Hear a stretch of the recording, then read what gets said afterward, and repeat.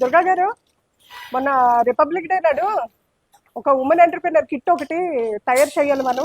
దానికి వచ్చి 1 metre print jute, ఒక 1 మీటర్ ప్లెయిన్ జూట్ తోని బ్యాగ్ తయారు చేయమని నేను చేశారా? చేశానండి.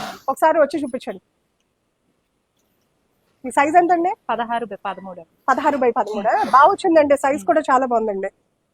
ఈజీగా ఒక 2 జతలు బట్టలు పడతాయి. సైడ్ ఏంటి సార్?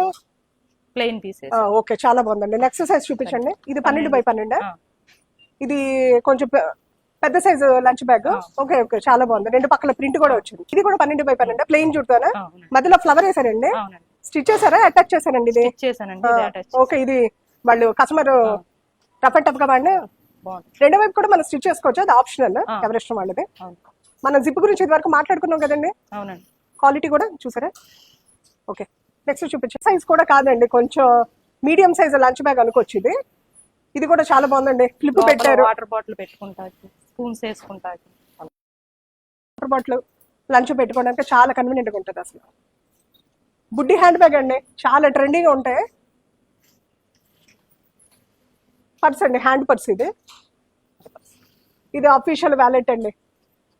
దీని గురించి ఒక వీడియో మన ఇన్స్టాగ్రామ్ లో ఉంది, మీరు చూడొచ్చు. Pencil pouch. ఇది అసలు బర్త్డే ఫంక్షన్స్ కి అసలు ఎన్ని పెన్సిల్ పౌచ్ ఇచ్చామో. అసలు చాలా రఫ్ అండ్ టఫ్ గా వాడతారండి పిల్లలు కూడా. దీనికి ఒక టైల్.